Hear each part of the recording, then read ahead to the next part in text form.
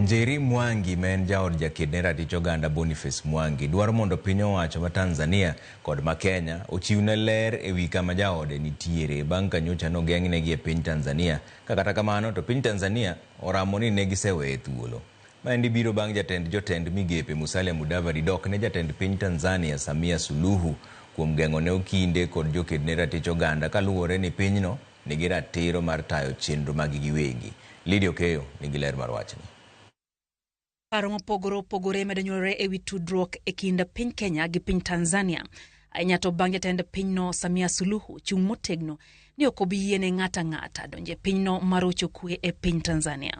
Nyaka sani pok ong'ere kama Boniface Mwangi ma en jaked ratich oganda nitiere ka min ode Njeri Mwangi koro dwaro mondo mi piny owacho ma Tanzania kod Kenya oler kama jaode nitie bang' ka nogeng'ne e piny Tanzania. Nowuoye kinde mane ochope apis mbetre ma piny Tanzania mar manyo ler ka piny Tanzania to noselero ni ne gisewe thuolo to pod ok ong'ere ni en kure. Matimore kinde ma piny Tanzania oloro mbui margi mar X bang' ka nyodonjie gi jomoko ma ok ong'e. So for his rights to be violated in this way, it is completely unfair. He fights for people all over the world. So it's not fair that they are holding him, whatever they are holding him for.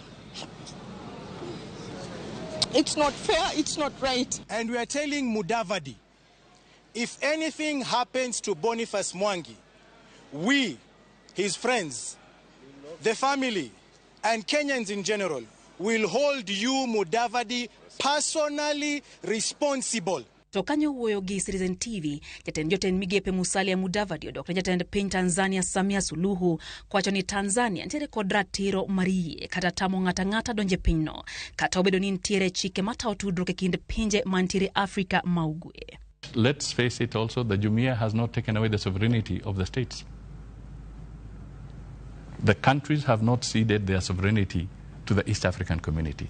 Sovereignty still remains. Musalia kata kamano lero ni ketho mane mi geng'one jo Kenya to nyo poko yangi maler. And we shall use diplomatic channels to establish more detail about the Kenyans who are there and what they may have done or may not have done. Mudavadi ose oganda jo Kenya kuom kiro weche aoyai ahinya tembui gino ma oseketho nying Kenya ka osiro dhok mane ogol gi Suluhu ne jo Kenya go ne geto tero timbe majendeke e piny Tanzania bang' ketho piny Kenya.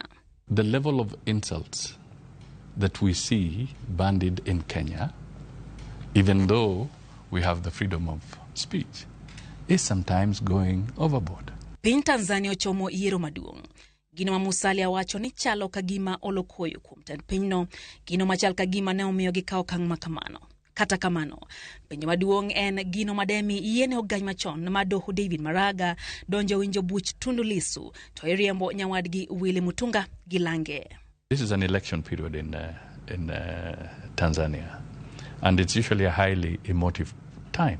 Even in Kenya, we have our own moments of very emotive sessions during election. Lydia Okeo, Ramogi TV, Nairobi.